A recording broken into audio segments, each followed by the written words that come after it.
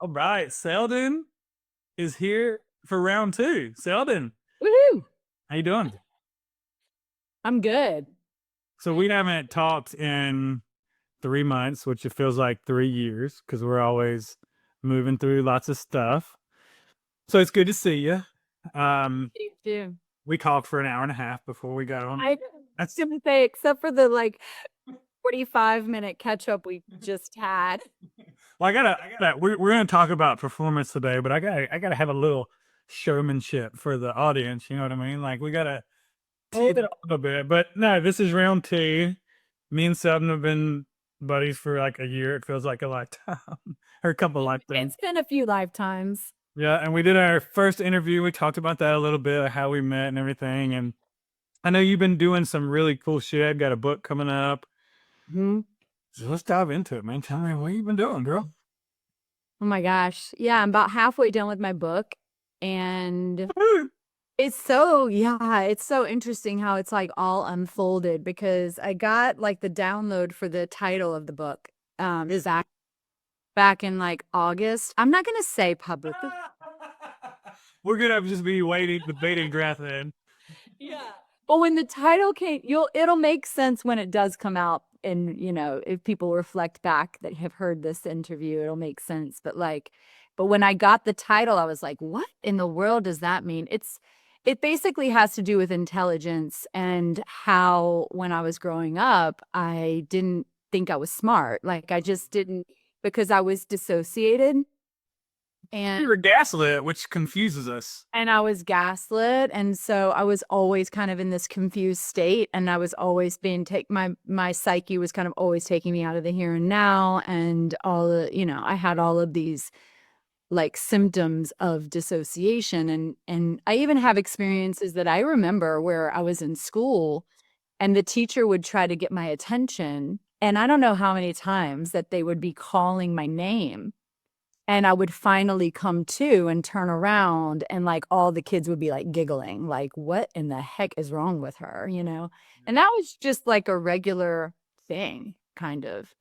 And so I grew up just thinking I wasn't smart. So the title of the book has to do about that, right? Oh, I remember the title now. Yeah, I yeah, remember yeah. what it has to do with the essence of it, but not the title. So I can't. Yeah.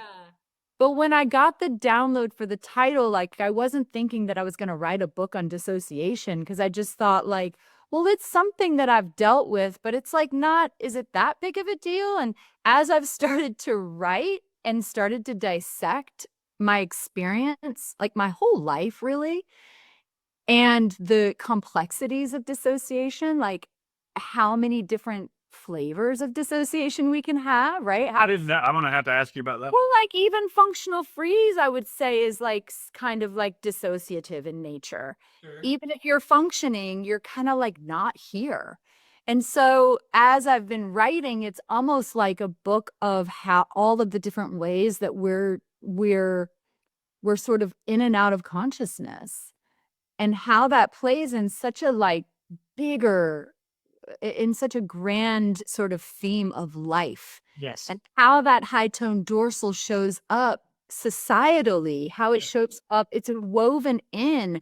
It's like these big overarching control structures of control and authority that we're always having to navigate. They're banking on us having some dissociation or some this disconnection, this high tone, this sort of collapsed sort of energy.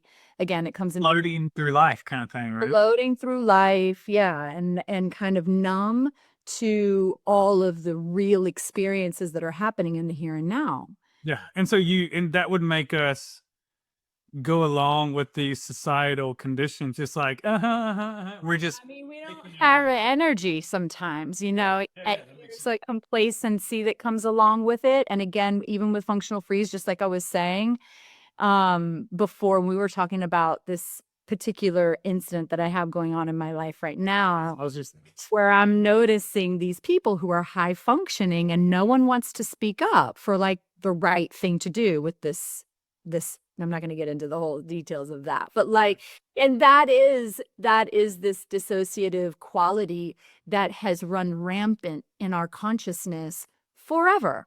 Yeah. And so I didn't think I was going to be writing a book on dissociation. I didn't think I was going to be writing a book on consciousness.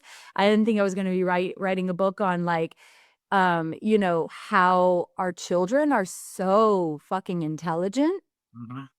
and how much we can like learn from them. And at the, I mean, I guess at the core of it, you know, I have a lot of personal stories in the book. Like the one that I just said about the teacher, that one's in there. You put it in there? Mm-hmm. Good. Yeah. And so, anyway, yeah, I'm working with that a lot in my own personal life, but I thought like for this interview, because I feel so safe with you too, like, I think it's going to be helpful for people to know like when this is actually happening for even for people like me who are more regulated and have been doing this work. Like right now, it's like, I'm not 100% here. How do you know that? Well, part of me wants to just go, Kind of like date, but like I want to space out. So there's always a part of me that's kind of fighting that spaciness. So I had to learn really, really young how to force myself to be here, even when I didn't want to be. And is that, what would that be, like things that we learn with Irene of like capacity building, like awareness through sensation in the moment?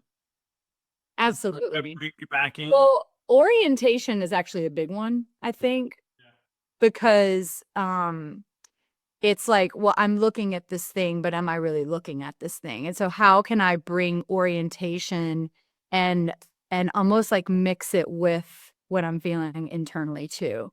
You know, so yeah, feeling, I mean, all of the basics that we've learned is like really key for dissociation, like feeling the chair under me. But the thing is like when I first started this work, like I remember just saying this to Irene too in our class together last year. Like, do you realize that some people can't actually feel the floor like with their feet? You know, like I couldn't feel my body actually on the Is it kind of like I hear people saying I don't feel my lower body as much? Is it the whole? Absolutely. Yeah. So people who dissociate a lot from a German New Medicine perspective, we would call them flyers. Like they have a flying constellation. That's funny. I just had an image of that as you were describing that. So flying constellation. So if you think about it, like the body is here, but my energy is like always kind of floating up a little bit. And can you pull it back in? I pull it back down. Yeah, I can pull it back down. That's the image. Do you want to see? It's a little bit up right now. It's like 4 inches above. So when I tune into my body, like I can feel that it's not landed in, but I also get a lot of visuals. So I get a lot of images. So my spirit guides will kind of show me this sort of translucent figure of my body that's kind of like lifted up. So then if Does your intuition do anything different? Because that's one thing about Selden is she's multifaceted. She's into the somatic intuitive on Instagram. She has the intuitive stuff, energy healing, somatic. And but I'm curious because my intuition has grown so much this past year as I've gotten more in my body. Has yours grown? Is it different when you disassociate?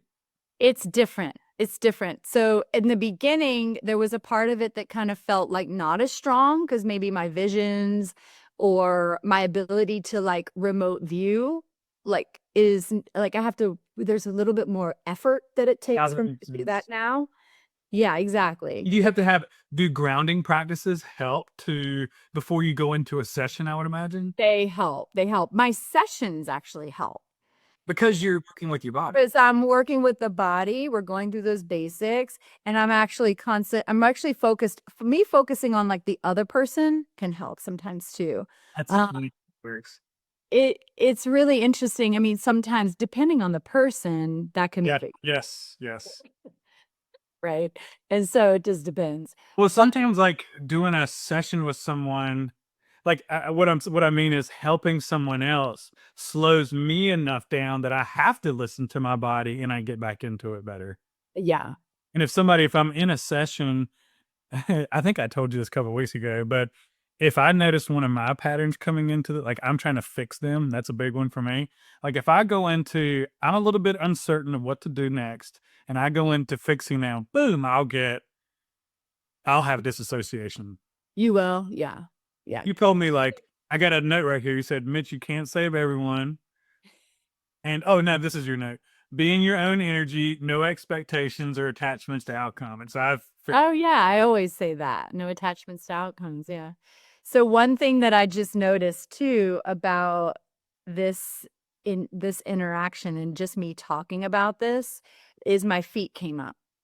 So that's a signal of my somatic body is giving me a signal right there that there's something about this situation where I want to run. I want to leave.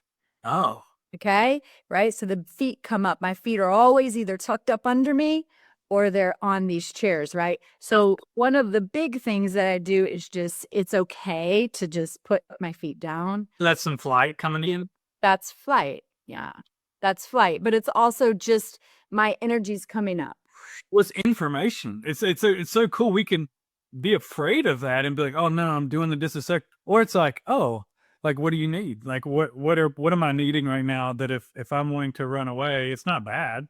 But what does that mean about you? What does your body need? Does that make sense to go into that? Absolutely. I mean, yeah. I mean, I think that like, you know, for me in this particular moment to talk about this is it's going to heighten it, you know. Yeah, it's vulnerable. We're talking about this symptom, and so then the symptom's going to kind of come. It's going to, Of course, it's like, hello, you talking about me? yeah. It's Then is it? what is that? Implicit memory kind of thing, or is that because we're talking about? Because I know the implicit memory is Implicit, but like dissociation is so interesting because there's such a mental aspect to it. yeah. Right, because the mind is not fully here either. It's not online. It's not. It's like, and that's where it is a little bit different than functional freeze. Because in functional freeze, there's so much of that hypervigilance pattern that makes the person like overthink. Yes. Good for control. Where it's dissociation, it's kind of underthinking. So like, if I get triggered, I will feel myself kind of collapse, and then I immediately feel the thoughts of what is this and what do I need to do? You Exactly. know, that's where I'll go, oh, but okay, and so that would mean I'd say, okay, I'm dysregulated. How can I slow this down and work with whatever's here instead of fixing some chronic fixing. Exactly. I mean, the chronic fixing is a dysregulated pattern in and of itself. I'm so or we're in Intellectualization kind of, which is a functional freeze response or a freeze response. yeah. But just then when you were talking, I was like, oh, I need to come back to my breath. And you ever do this in real time while you're talking? I just did it. I mean, I'm trying to do it now. It's making it really hard. Like, you're talking to you, you're not helping it. but I just want everybody to know that, like, first of all, I think for us to heal dissociation, we have to recognize how it's always kind of happening on this big grand scale. I also think that we need to start to normalize like naming when it's happening and validating what's happening and not having shame around it. Yeah. Because most of us who have dissociative qualities, we have shame around the dissociation. Yeah. So when those two things are coupled together, it makes it even harder for us to heal. Yeah. Like when I first started talking about it in this session, of course, there's shame that comes up, there's vulnerability that comes up. And then what does my body do automatically? Because it's been doing it since I was 4 years old. I start to float out, and then you'll see like my eyes will start to kind of drift out and I might lose my train of thought or whatever. But it's really nice to be able to sit with somebody that I feel safe with and be able to say, yeah, I'm not 100% here right now because I've never done that. And that is important.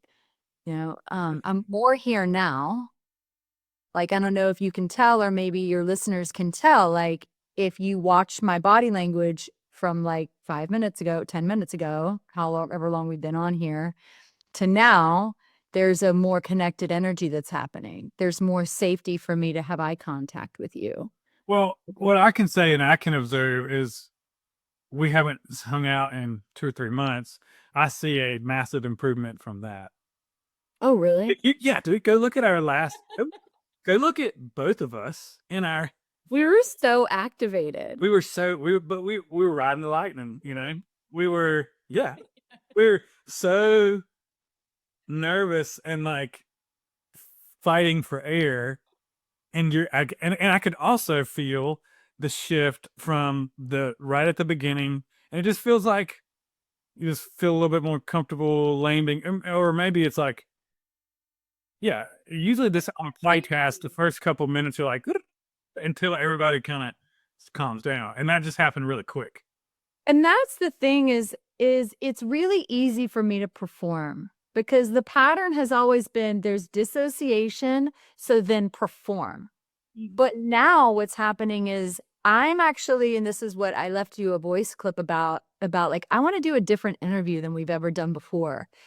Why? Because like, I don't want to perform anymore. I don't want to pretend that there's not some level of dissociation happening for me in this interview, because this is always a sticky, whenever I'm being seen, and this is my own personal trauma, and there's shame or there's vulnerability and there's a opportunity for me to show myself, then it's always been two things: perform or leave, dissociate.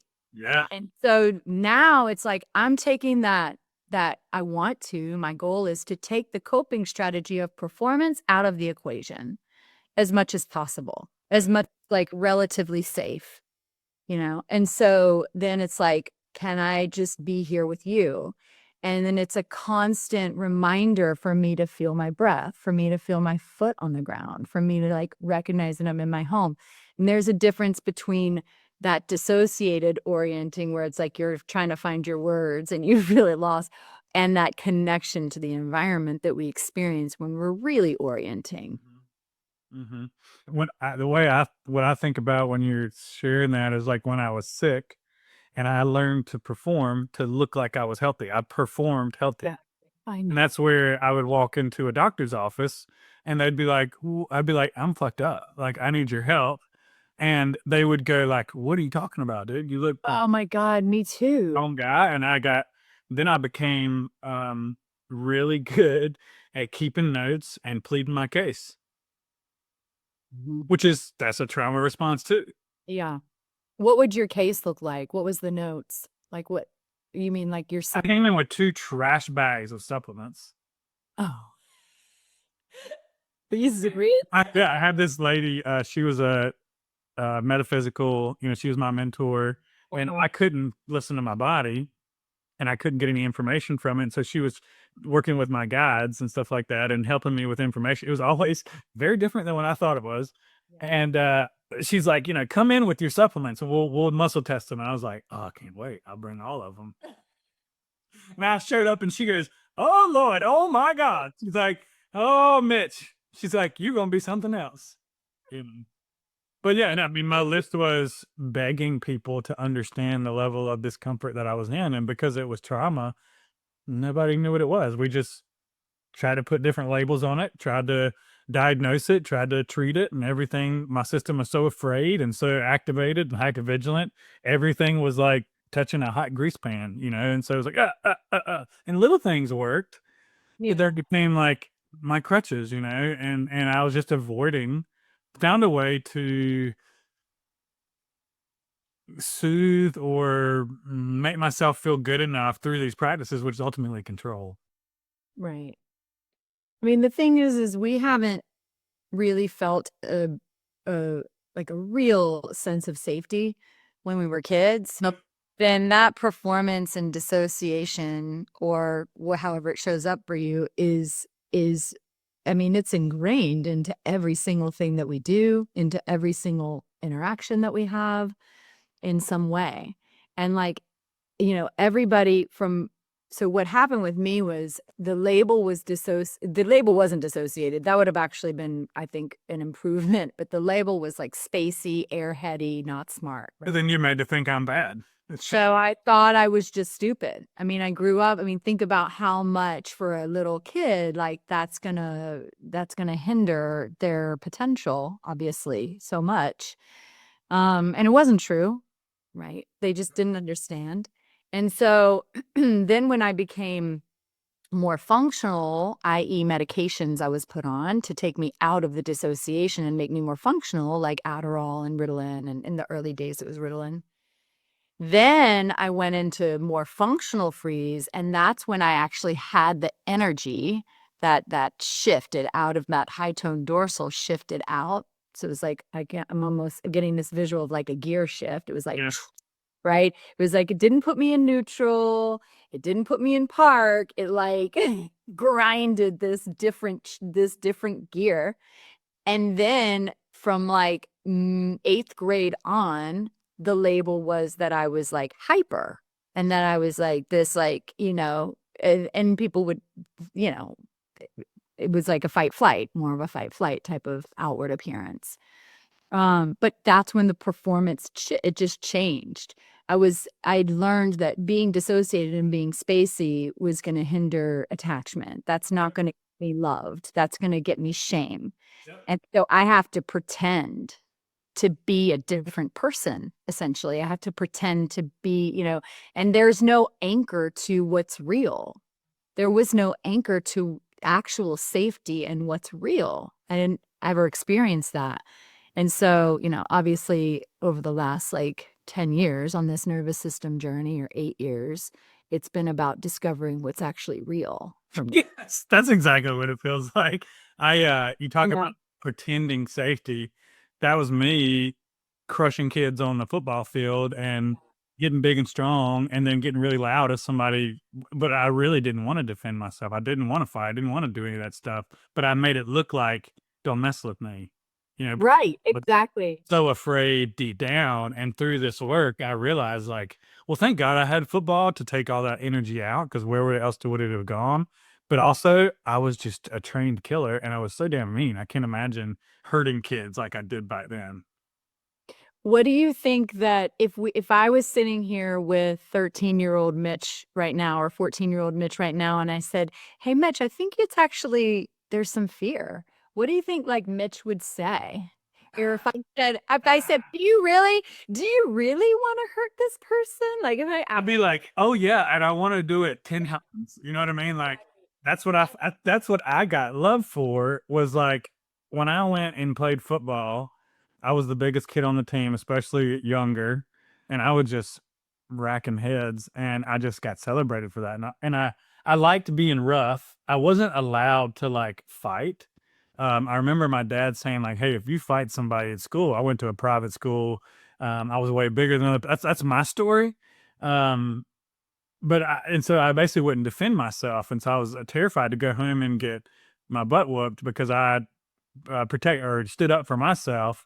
And so the only place that I could do that was on the football field, and I was a crazy person. I mean, as a kid, like we're talking third, fourth, fifth, sixth grade, like I broke kid's arm, I broke collarbones, I put a kid in a body cast, knocked helmets off, like just used my head as a weapon, and really was not out there. Like I would run the ball, right? And the point of football is to score a touchdown. And I would break a run, say there's like wide open field and there's some kid over here, I would run and run a kid over. Oh, You know? before the touch, before you like go to Yeah, and it's like, oh, you never actually played football. You were just hurt people. Yeah, wow. But it's like, yeah, hurt people, and we're glad that we had that outlet. And You get praised for that? oh my God, I got yelled and screamed at for not doing something perfect. On the ride home every day from school or from practice, I was crying and getting yelled at and told I wasn't doing it right. Meanwhile, we were state champions and never had a team beat us. Like never had a team really even score on us until I got into high school. Wow. Like we were really good. And um, yeah, I was a kid that would run downfield and knock out 3 or 4 people, and I was absolutely celebrated for that. And I didn't even recognize until I got into therapy that like I didn't I didn't want to hurt anybody. I'm a softie. I got this protected armor that says like I'm gonna whoop your butt, And I think I love that I have that gear if I need to bring it out, but that's the only gear I knew for my whole life. Yeah. Yeah. It's interesting how as men get softer, they actually become more masculine. Yeah, absolutely. Yeah, like we're taught toxic masculinity, we're celebrated. Exactly. Well, it's the energy is so much different. The energy for a female, it feels safer. It feels like this person is grounded. They're not going to just lose their shit. That's It's really real masculinity, being able to pause and exactly. sets and respond, and that's hard. It takes time. Absolutely. And none of us had that. And so no wonder again with the safety piece, how connected it is to, I mean, it's everything. It's everything. I didn't feel that. It's a foreign language, and somebody gave me this therapist I'm working with now, Simona. She was on the podcast. She said, and I've got this little sticker here. I don't know if you can see it, but it says, I've showed it to you before, but this is uncertainty.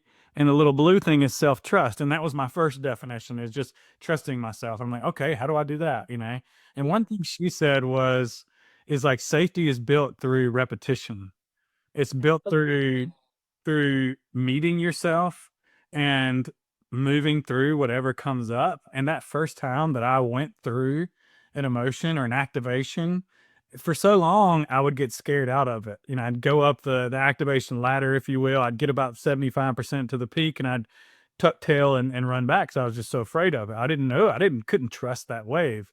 But when I was able to trust and move through that, I'm like, oh, it's awesome over here. This avoiding it is what hurts. And so and the more times I accumulated, I call it like watching the ball go through the hoop, right? I've seen enough layups happen. I know I can do a layup. And so when it gets really scary and intense, you got that higher brain in your education and those experiences saying like, yeah, it is scary and you got this. And that's ultimately trusting myself. And that's what has built the level of safety. That am I completely set? Hell no. I know it's gonna take a while, Yeah, for sure. but we have moments that the moments of safety grow and they get longer and we have more of them. And then we know how to bring ourselves back into it if there's not there, right? And then the dysregulation waves get shorter and they'll Yes. stop. God, it's like a lens. It really feels like, and I would say I would add to that, like when you're having these experiences and you are regulated and you're feeling good and safe, and you have that dysregulation come in, like the sensitization for me, it's a lens. Oh, yeah, everything feels like a threat and it's so radically different than safety. It's like now I've learned like triggers are awesome. I know. I feel like that too. I'm like, ooh, what's happening? I know last night I started getting it and I'm like, oh, this phone or that time. And that time I was really scared about this. And I'm like, and Kay's like, I told her like, oh, I'm feeling this feeling and this memory's coming up and I'm blaming it on this or that. And she's like, oh man. I'm like, actually, I'm pretty stoked about it. Like, Big Brother is here and he's going, oh yeah, this is the next thing. That's something I learned too from Simona that really helped me, which is whatever is here, whatever we're facing is the next thing. It's right on time. And we can trust our nervous system isn't going to give us something that we're not ready for. Now in the beginning, we got to go slow and build all this awareness, but it's ready. Trust your nervous system. It's going to give you the next step always. And if I can just be with that, it gets a whole lot less scary and easier to meet. Mm-hmm. Do you dissociate? As you're describing it, I started to like feel that, and I didn't know if it's because you You were. might be feeling mine. That's what I've learned through working with clients is I used to think, oh my God, I'm freaking out in this session. Like, what is happening? And now I'm like, oh, and so I just call it out. I almost called it out when you were doing it, but we were just on a roll. But I could feel myself getting a little spacey. It's spacey, yeah. That's the only way I know. But it was like this. Like you did this. I'm like, oh yeah, that's what I'm feeling. But it's the essence of it. It's not like I'm wanting to do that. But there's certainly times when I have done that. It just feels like kind of daydreaming, like if I like Charlie Brown teacher kind of thing. Wah wah wah wah wah wah wah wah wah. Yeah, exactly. But imagine if you're like that all the time. I think I definitely. I mean, Thankful. yeah, sure people are. You know what I mean? What's that? So many people are. Yeah, it feels like it's kind of splitting hairs with functional freeze and disassociation. A little bit. I mean, there's definitely a quality of like just not being here. There's more. You said there's more. Dissociation. There's more high tone that's displayed on the outside in behavior with dissociation, and more sympathetic that's displayed on the outside with functional freeze. Hey, you're so technical. I love it. So good. It's good. Both of, I mean, this is like really has been kind of where my work has been going into, is dissecting these different patterns. Fawn also, but dissociate. That's the sneakiest one for me. I didn't know what that was until you. People think that it's just people pleasing, like the obvious ways. And back it. Tell us about it. Well, fawn is kind of showing up for, again, it's like functional freeze and dissociation, where it's literally just and I like that you said splitting hairs, because we're splitting hairs with the fawn too, because they're all kind of bleeding into each other, but everyone's doing this. Everyone. Celebrate them. It's normal. You're not acting and performing like you're the asshole, but you're really the awake person that's seeing reality, and then you get called a crazy person for seeing things like they are. Right. I mean, I guess, but I mean, I think we have to recognize, like, in order to heal fawn, we have to recognize all the ways in which we do it. And in order for us to recognize the ways we do it, we have to start working with those freeze patterns. And those beginning freeze patterns might be more dissociative. Once you start to get under, because fawn, again, is a little bit more like functional freeze. Usually people who have a lot of fawn, they present more as more sympathetic than dissociative. So it's like, as we start going through these layers, we start to recognize these behaviors in like all these sneaky ways that I'm actually not speaking up for myself, and like right in this moment, but we might not recognize it until we leave the conversation. Oh my God, I really wish I had said this and this and this. Like, wait, that's actually not how I feel at all. Like, wait, why did I do that? That's why it's so sneaky. Because I was trying to maintain this attachment. But again, that awareness doesn't get there till for a while.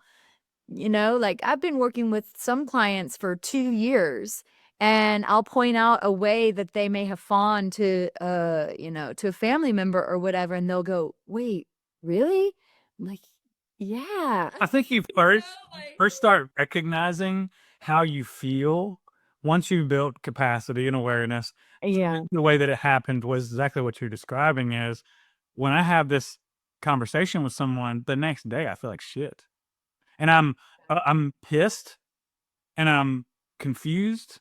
Exactly. Really have to break it down and slow it down to understand what happened. Where I abandon myself and my needs and what I'm feeling to keep someone else happy, to please them. And I think that's where it can be like people pleasing, but it's more abandoning to It's abandoning yourself, right? It's abandoning your own needs, your own voice.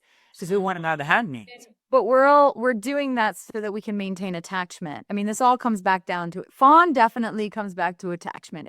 But we go back to early developmental and complex trauma, but a lot of early developmental, I feel like, because it's that attachment wasn't there. And so when there's insecure attachment, either caregiver wasn't consistently there or they were there sporadically, which would be more anxious. Or I feel like fawn may be, I mean, I'm sure it can stem from anxious attachment, but I feel like it really does stem a lot too from just avoidance. Like if the parent was kind of more avoidant, or if there was a lot of shame in the picture, then, but regardless, parent is dysregulated. So the little one realizes like, oh, well, if I act this way, Yes. then the parent is going to, then I'm getting praise. So I'm now the good girl and I'm the peacekeeper. And now I can control my parents' nervous system, essentially, by how I act, by how I perform, and how good I am. So, and we do these in all these different ways until we can't anymore. I mean, sometimes this little fawn person like might have a temper tantrum or might have an explosion or have, obviously grow up with chronic illness because they've been just doing it for too long. But that attachment pattern gets set up, and then we're all of a sudden showing that pattern in all of our relationships, not just with caregivers. And so it's all of these ways that we're overperforming to meet the needs of somebody else at the sacrifice of ourselves. Yeah. But we're doing that. What we're doing actually is enabling, and we're sacrificing, and we're actually keeping that person in a victim mindset, and we are becoming a martyr. Yeah. So there's a lot in here. And we become the black sheep when we start to call it out. And Well, then you know what- go And ahead. then it's tricky. Well, it's tricky when we want to heal from that because then all of a sudden we're like, actually, I'm not going to do this pattern anymore. And the other person is like, whoa, what? Like, dare you. that There's has something wrong. to take that. Exactly. Because the person with horrible boundaries is the person that can't stand when somebody else puts up a boundary, right? That's really hard for that person. No. And It's like, how dare you have needs? exactly. And it's almost like on both sides of that, it's a threat to have needs. But it shows up, so just to go back to the sneakiness of it, what I started recognizing that I actually brought up in SPT the first time we met was like, I'm noticing that I'm always like smiling. Like, what is that? It's like my need to make everybody think I'm nice so that people are nice to me, so that they're not a threat to me and they won't hurt me is the subconscious. That's the subconscious program, right? So then I started doing this little game with myself. Like, I'm actually not going to smile at anyone today, right? We don't see Irene like, I know. Yeah. like there's Yeah, no, no, she models that to us for sure. absolutely. There's really no need. And to be honest, once you get regulated, it feels weird. Yeah, it feels like I'm painting my clown face. I was just telling you about this person that I'm dealing with that has this constant smile. And I'm just like, It's like the political map. are you? Like, where are you? It's like you're wearing a Nixon Halloween mask where it's like, you know what I'm saying? The Joker. Like a political face, or Joker face. Yeah. The Joker is like a great example because he's like all evil, but he's got this like weird smile. So I started. You remember me at SPT, the first one? Like I will used to feel shame about this, where I was just like could not stop talking. Like I had to respond to everything, and it's like And I get that too. So no, I don't. just so excited to be there and had a bunch of people that were just like me that I had never been around before. I know exactly. So that was like also overwhelming. Yeah, it was overwhelming, but it's beautiful. It's great, and It's the best. I mean, if I could just be around that crowd all the time. it feels, and that's where it's like we got a little taste for what safety feels like around other people. Well, I felt like, man, I really feel celebrated in my authenticity, even if it's weird or different. It ain't weird here. It's For at that level of where we were, authenticity just means like I don't know who the fuck I am. right.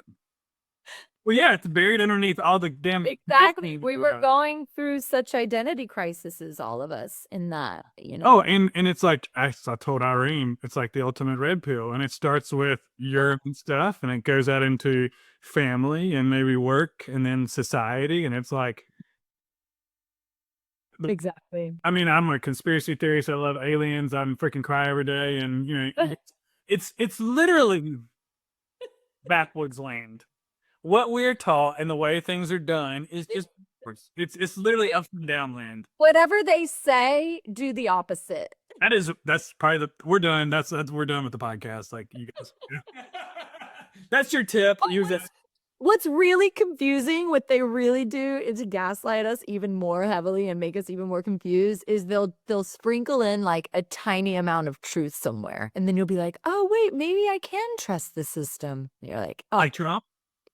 Oh God. Get me started. Yeah, no, we're gonna veer off of that one. But yeah, you're right. I mean, it's that's what's so crazy. It's like, but it's almost a game now to me, and go to drop a bomb on somebody that it still sees the world like that, and like and it goes it's like okay, like hey, I'll go, Katie, watch this. I'll just drop the bomb in there. I'm like, here's what's gonna happen. Watch this and go boom, boom, boom, boom, and she's like, wow, like good call. I'm like, and it always happens. always happens. It's some flavor of it. It's not like I'm not special. I'm not predicting the future or anything. It's just patterns, and It's just pattern, then it becomes really obvious. So we were talking about, we got like branched off. We were talking about, does intuition feel different? But yeah, You're more embodied. And it just reminded me when you said that, like I feel like I have a better ability now that I'm more embodied and more regulated. I can follow and trust my intuition more. So it's not necessarily that it's stronger. It's just that there's less of a filtration process that everything has to go through. So the way that I described in another podcast is like I had all these voices before that were like all my fear, my worry, my rumination, my old parts, my 5-year-old, my 4-year-old, my 2-year-old, my, my dad, my mom, my, everybody. And then it was like this little flicker of intuition was just trying to come through. It's like, how do I confusing because everybody's talking at how once. do I get through to that? And it's not always like voices. That's just like a good way to describe it. Sometimes it's vision. Sometimes it's just a decision I need to make, and I'm just trying to figure it out. But when we get more embodied, it's like those voices, those parts become dulled out. There's less fear. There's not as much chatter as well. There's not as much chatter, and we realize there's no like wrong way. If it is like a decision, it's like there's my path, and there's the most direct way for me to get to where I'm going. But if I take a right turn here, I can still come back to that path. Right. I still have choice on the other side of this. I might take a detour somewhere. Exactly. But so with regulation, yeah, there's less chatter, there's less fear, there's less rumination. And so intuition just gets louder, it gets stronger, it gets more clear. It's more like a knowing. There's more of a knowing. And I feel like it's interesting. It's not that I didn't have that knowing before, but I just doubted it so much. Yes, that's a great way of saying that. So there's no safety you were taught to fucking, you were taught, Selden, you're an idiot or whatever. Like, exactly. And I was terrified if I follow this intuition. Also, intuition is not always it's not often the easy route. Yeah. Right? Like right now, this thing we're talking about that I'm a situation that I have in my personal life right now, it's like the direct, clear, intuitive way is very difficult. It's very difficult. And so, my parts want to kind of come in and be like, well, I could kind of do this, or I could kind of do that, and I could get da da da da da. But it's like, I've done this so many times. I know the game. I know I'm strong enough. You know yourself. You knew your patterns. You've seen it go through the hoop enough that you can trust it. And you can go, hey, guys, I hear y'all. And well, what's really, really cool that we did in like blindfold vision that I've been doing with clients and stuff is there's actually a sensation to the yes and a sensation to the no usually. So most people would describe the yes as being very very expansive. Yes. And the no feeling more compressed. Yep. But again, it gets tricky if the yes is challenging and hard and you have to have that difficult conversation, it can feel scary. Yep. So that's where it's like, I mean, when we were doing blindfold vision, there was this where we were like blindfolded and we were learning how to feel something in the body. We had like different colors of construction paper. Okay. And so a feeling in the body would tell me that this is blue, and another feeling in the body would tell me that this is yellow. What's really interesting is we were working with obviously sight, sound, not all at the same time, but we did different practices for actually feeling with the fingers, sight, sound, hearing, like what does yellow sound like? What does blue sound like? And even when we weren't working with sensation, I was being drawn to go to sensation. And I was like, oh, this is so interesting. Because like I call myself somatic intuitive. Aesthetic? Is that kinesthetic? I guess so. Yeah. I've always said I'm a feeler, but now I have more intuitive stuff. I actually see like pictures of stuff, images. Exactly. And more, you taught me how to be more comfortable going like, I think I'm, and you have someone that knows a little bit more than you. And if you're having that stuff come through, you're sharing that and having someone else validate that, like, oh, you're channeling right now. I'm like, oh. Oh, yeah. Yeah, exactly.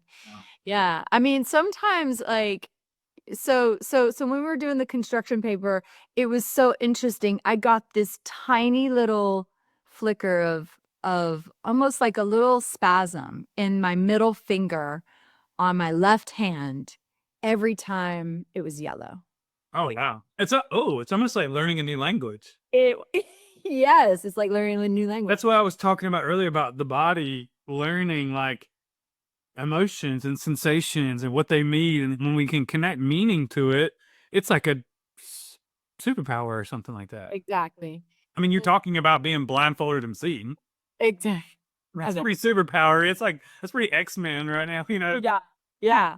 But what was cool about that experience is how much it heightened all of the other senses too. I was like on fire. My visions were crazy. My dreams were crazy. Like, and one thing that I will say is like I've always been like clairvoyance. I've always had a lot of visuals come through.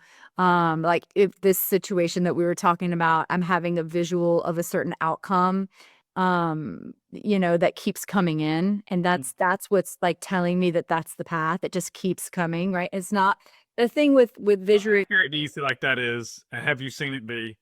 So this is where I just take space, right? And I just realize like this decision doesn't have to be made today. Let me just sit with this visual, right? Because because it's like, am I creating that or is that? And so usually what I can tell is like, it just came out of nowhere. I wasn't actually trying to seize it.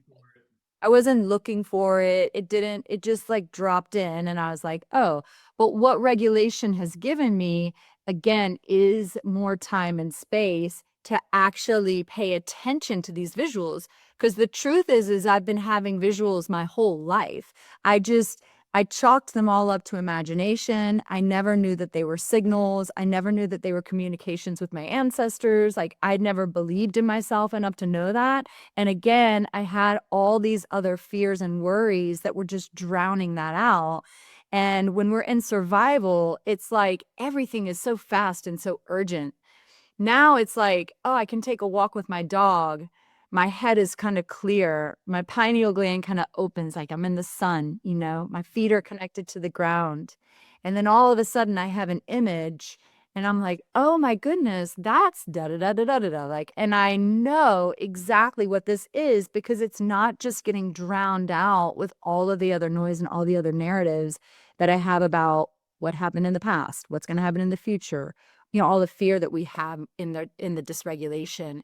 So there just creates, there's like, it's almost like, yeah, more space just gets opened up for that to those experiences to come in, and we aren't skipping over them in our our high function also, and we're not numb to them in our dissociation. To the ability to slow down and be with and let the decision process and sit in it and feel is way different than I got this vision, it feels urgent, this is what it is and I have to do this right now. Well, it's almost like I feel like when I was dysregulated, I had visions all the time and I didn't even know I was having visions.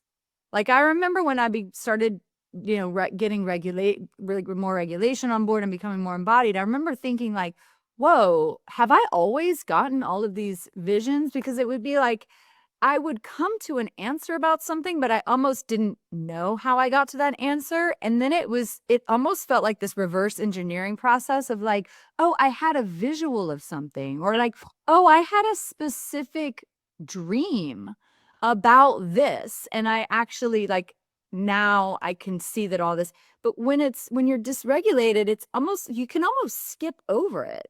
Does that make sense? Yeah, and I imagine as you're describing that, I imagine you're helping clients, like, validating their experience and teaching them how to So it's observe, see this stuff. Yeah. So what's really cool with clients is, you know, they might, let's say, be torn on a decision that they need to make. And I know what it is. Like I get a full blown, their ancestors are usually always Screaming? there. And I'm giving this, kidding. I'm getting visuals and downloads. And it's like, you know, I'm writing it down. Oh, this is the direct course. This is why. If they do this, this is going to happen. Da, da, da, da, da.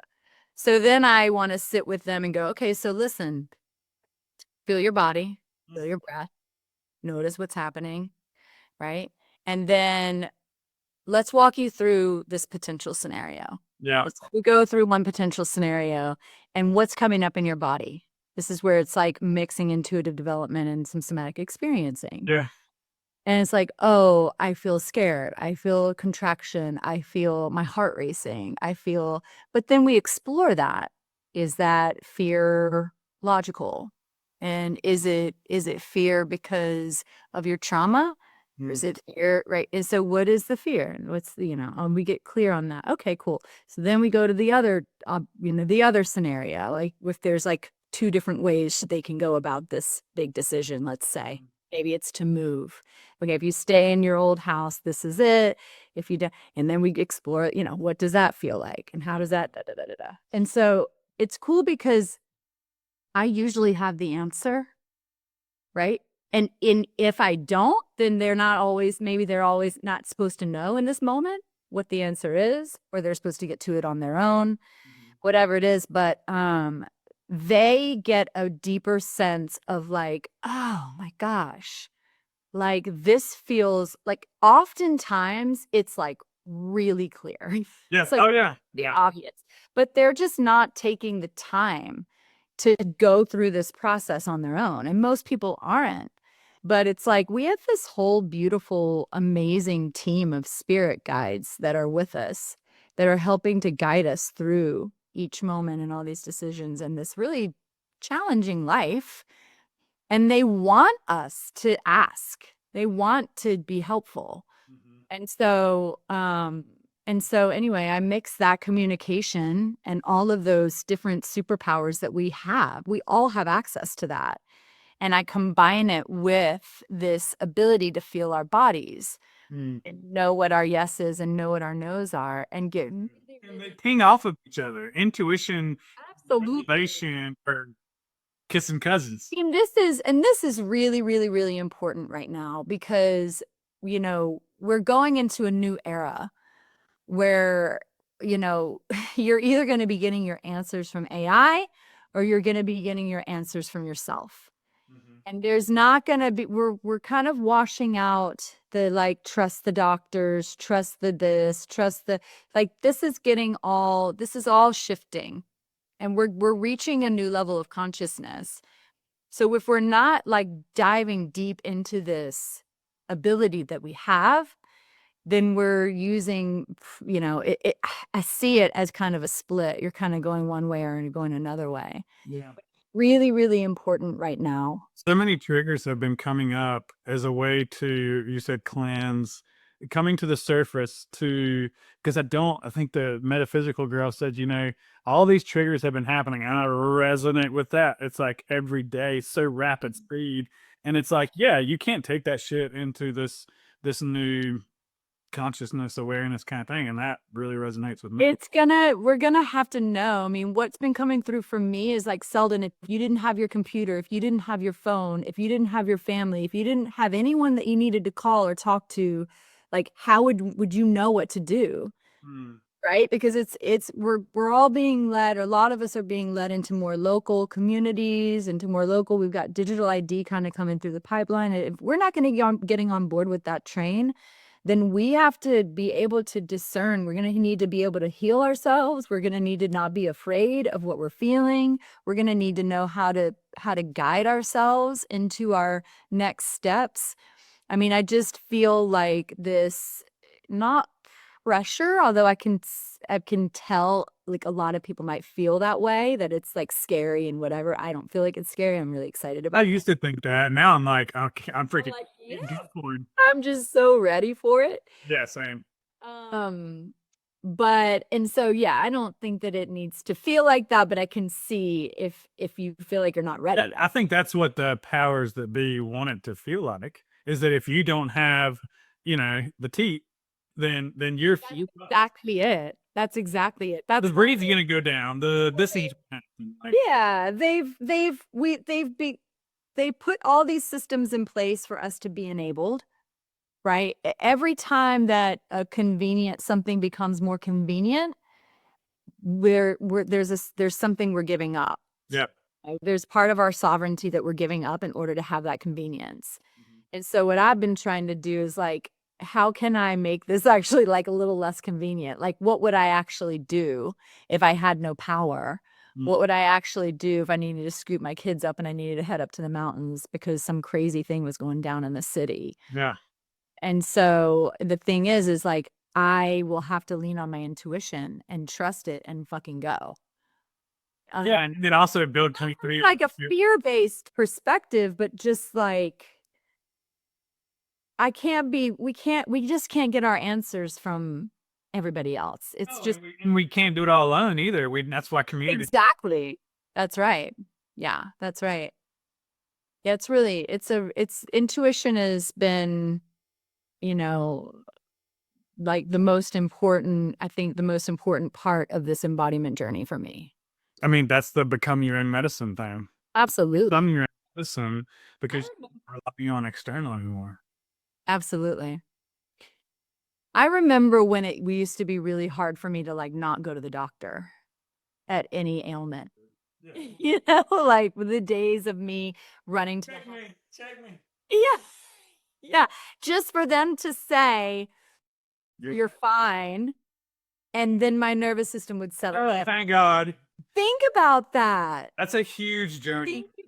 Yeah, but think about how far we've come and think about how huge that is. Like how much power we gave away. Do you remember that year where this past year, when I was like adjusting my hormonal stuff like every other day? Yes.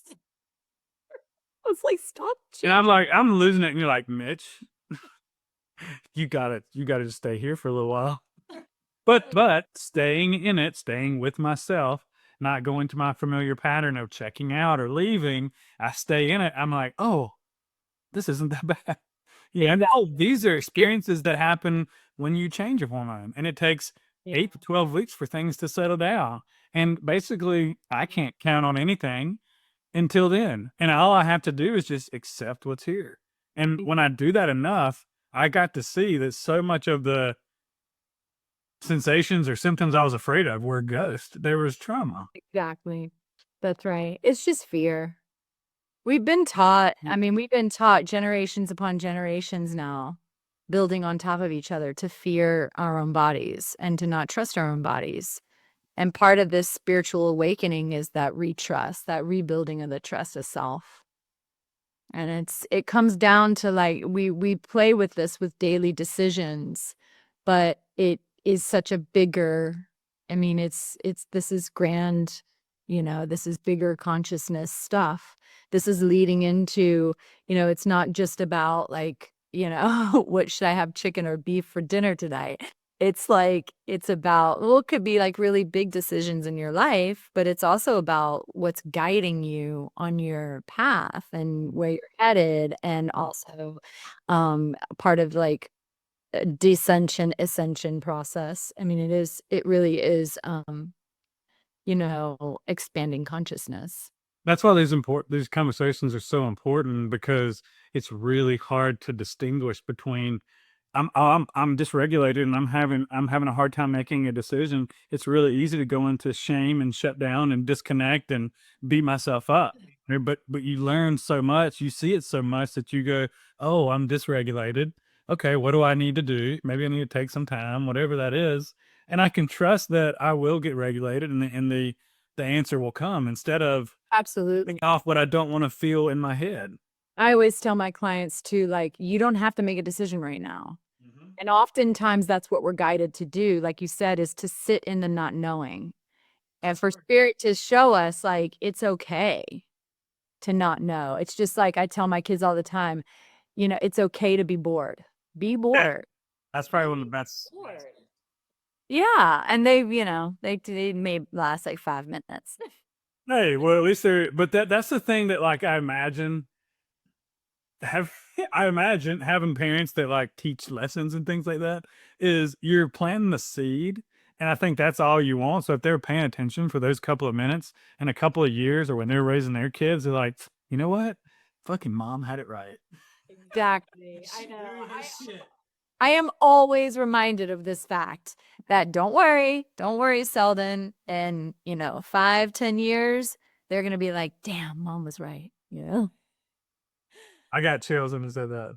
Yeah. I think it's so cool to watch your kids and see regulated kids that aren't fawning, that don't feel like that can be safe, that can see their parents admit when they're wrong and explain that in a way that is repairing and nurturing and showing up and having their back. I mean, it's crazy to watch kids. Evolve. So some of my nieces and nephews, especially on Katie's side, they their emotional range and the safety that they feel and the ability to let you know what's up. I love it. And to watch it all go down, like we're gonna go over there for Thanksgiving tomorrow. It's the day before Thanksgiving. And I guarantee you I'll cry about 5 times, like watching interact with their kids. And I'll pull everybody aside and I'm like, that was good. That was really good. Yeah, yeah. They like, and coming from me, they're like, "Who are you?" Like, because To be you emotional because is there like a part of you that's kind of grieving what you didn't have? oh, I want that. I mean, I realize with my parents, it's like I really want them to show up for me, and I was holding on to the hope that maybe by going into contact or sharing how I feel the perfect way that it would change. And ultimately, where I'm at now is realizing they did the best they could. I'm going to give them that for sure.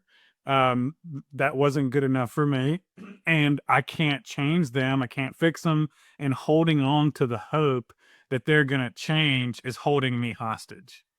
Absolutely. And so I almost had to I was saying, like, cut it out, like, cut out the part, but it's like, it's really just letting go of the part that is holding on to needing that and really turning towards giving myself that. And that's been everything. I mean, I can see eventually where, right now I'm not able to be around it. It's really upsetting and it's too much, um, to pretend like everything's normal and okay, which is what it feels like they want. Um, but I can't abandon myself anymore. And I can't keep holding out like, oh, things will be better when. It's like, man, I'm gonna accept what's here right now. I'm gonna allow myself the grieving for sure, the anger, all that stuff's coming out. Um, it's just part of the process. Yeah. How do you release anger and what's your strategy when, like, when you're by yourself and something comes up? Oh, you got this. I love those things. Oh, these are great. My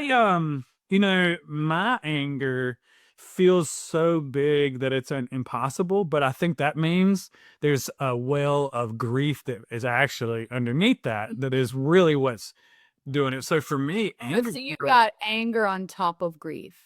Well, the anger was not allowed. I was not allowed to be angry and express myself, and so that feels very scary. Now, and I know that every time, like if you were like, Mitch, I got anger coming out, like let's get a little of this, I would probably get a couple of these in, and I might get this euphoric experience that's like, oh God. But then it's boom, I'm gonna collapse into crying. Not collapse, but I'm gonna go into grief. Um, so I really like little moments of just like the other day, I was walking in the morning, I was just pissed. And I just grip my hands. But here's the thing, Selden, I grip my hands for 5 seconds and feel it, and then I start crying. Oh, really? Is the grief there or the tears there to prevent feeling the big anger? So it's like these pools of things, and it's like they're kind of working off of each other, and we're just titrating. I don't have to get all out right now. I'll just follow my body, and it's like, oh, I can go into grief, and then I'm over here in anger, and it's not like this is the whole. It's also kind of like a psychedelic thing where if I make this anger, this grief, my whole experience, and I'm thinking this is me when it's really more kind of psychedelic and it's coming up and out and it's waving goodbye. My job is to love it and hold it and have compassion and wave goodbye. If I'm holding and pulling on, well then that would keep me stuck too. And so it's like, oh, this is a part. This is a part. This is the experience. This is an emotion. This is healing, and we're gonna let this thing happen. Mm-hmm. And so it's just following whatever's there. I used to want to just explode. Um, Did you used to get you and I both used to flood a lot. You don't flood so much anymore, it sounds like. what is flood? Flood's when there's a bunch of different emotions all at once. It's just like whoa, like an explosion of it. Well, what happened for me and what got me this week for a day or two was anger that was a lot, and I was fine, it was there, I was gonna work with it, keep working with it. My kind of thing is I have a process either day or night, it's usually just in the morning, but the rest of the day, I'm teaching myself, "You're okay to be here, this is safe, I don't need to go work on this." And then I have my time when I go and do that, and so basically a big anger happened, and then another big grief happened, and then shame happened, and it was like too much. Oh, yeah. So then it's like, but then I know, oh, I'm in collapse, I'm in sensitization, I'm in all this stuff. And it's like, okay, this is not a threat either. And I know how to work with it. And it's basically don't engage with the compulsive behavior to fix this or to make it go away. You Mhm. by fixing it. And so I can just, all right, cool. Well, then I'm just going to do what I want to do. And that may mean more resting today. And I also know that tomorrow's probably going to be okay now. Where it used to, it was like, oh my God, this next month is going to suck. Yeah. That's how, because it felt like everything. It was like a month of recovery if you would have, well, and now a lot of that is just self-devaluation of the emotion that's coming up. And You're allowing it. You're saying this is bad. exactly. Yeah. That's a lot of the repeat conflict that keeps us in collapse, that keeps us stuck. From Doing that. from what I've seen, the real chronic fatigue, the chronic collapse, that chronic shutdown is just a repeated self-devaluation conflict of shame that's connected to shame, that's connected to all of the things that we're feeling and moving through, right? So a lot of people have shame in their childhood if they have a lot of collapse. That's just usually part of the picture. But the thing is their internal narrative matches what their narrative was that their caregivers said, right? So there's this shame spiral that's happening, and the shame spiral is a self-devaluation conflict on repeat. So the healing phase of the self-devaluation conflict is a lot of fatigue and body pain. That's what I've been through this year, man. So it's in the internal, it's that inner critic, that inner shame, self-deval that is just keeping that person stuck. And then there's also the victim identity that's in there as well. It's like, And no, that makes it so hard for those people to get out of that, because it's so crazy how these things become these more chronic kind of things, like fatigue, pain, disassociation would probably be more in the fatigue kind of, I don't know, maybe they're different.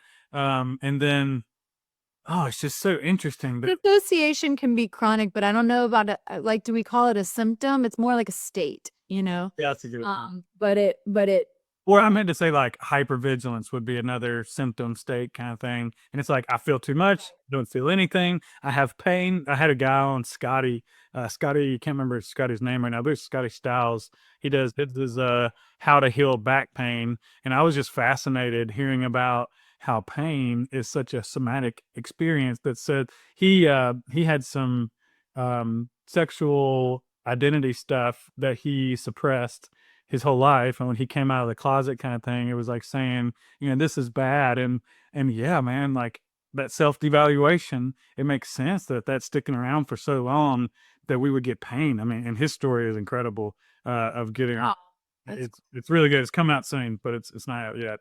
But it's just interesting how these symptoms are a symptom of the nervous system, and it's not like something's wrong. Like pain is like so tangible, it feels like, and it's like, as someone who's had a lot of, he's describing this, and I'm like, I've certainly had pain. Mine, I would probably say more like athletic stuff. And I think there's also some actual pain that's related to the nervous system stuff too. That kind of clued me in. Having that conversation with them was really interesting. Yeah, well, identity, when I think about self-devaluation and then I think about identity, it's like if you have a devaluation of yourself identity, I mean, that's like, that's a really deep wound. Oh yeah.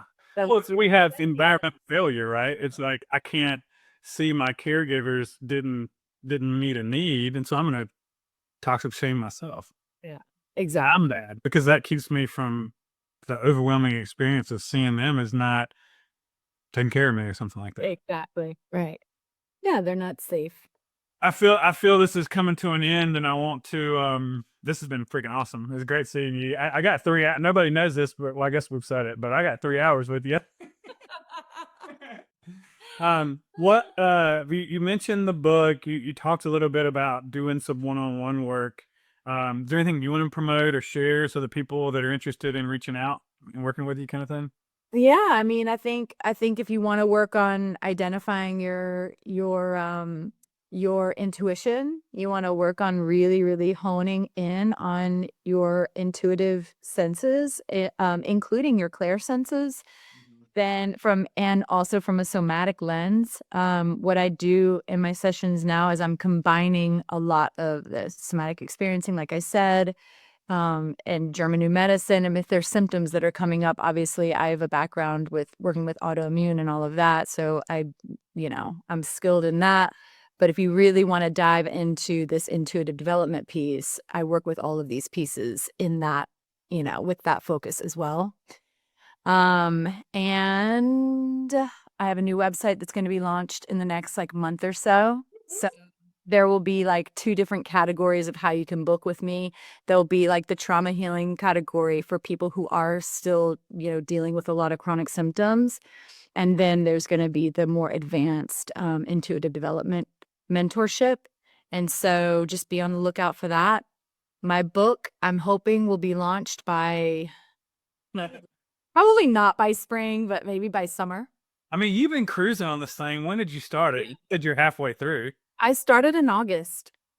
Dude, that's a lot, man. I remember when you first got started, you were like really spinning your wheels. And to hear, I mean, I'm hearing, I mean, that's August, September, October, November. I mean, I'm halfway done in just 3 months. And I really haven't spent that much time, actually. When do you spend more time in the beginning, like figuring out, how you want to do it? It feels like I can't believe that you've done half of it in 3 months. Because I think for the first month, it was, what's the first step kind of thing, or first step. Yeah, I think that introduction, the outline, how it was all going to get laid out, all that took a lot of time. Because like I was saying in the beginning of this, I didn't really understand. I got this download for the title, and I didn't really understand exactly what they were wanting me to write about. I was like, what exactly is this? What the heck? And then it started to come through, and I was just and then it became, once I was like, oh, the book is about this. It was then it became clearer. And now that I have my outline, I'm kind of more smooth sailing. I remember the title. I don't remember the title exactly. I know what the context is, and I remember it was so good. That's what I really. Oh yeah. The tagline. I'll give everybody the tagline. The tagline is redefining how we measure intelligence. Where? All right, that's enough. Basically bridging dissociation back into real human. Because so much, and that's so good because so much of it is awareness and education. And when it's when you can see it, you don't have to be it. It's so interesting to see these patterns. And it's at first, it's like, oh my God, you can literally read it and feel it in your body. And then you do it a couple of times and you recognize it later. And then eventually you start to do it while you're doing it. And then you stop. Exactly. You pull up to the stop sign, you see the old Mitch and Selden, and you wait and you keep going. Look at them performing and talk over each other. If I smiling the whole time, not that we don't smile now. Yeah. So if to end on that, my trick that I started doing with myself after, I think I was going on this, but I don't think I got to tell everybody. So I would just go to the grocery store and I would test myself to just not smile at anyone. And it was so uncomfortable. So that will kind of it's one of my little tricks that I teach, that I ask people to kind of just explore.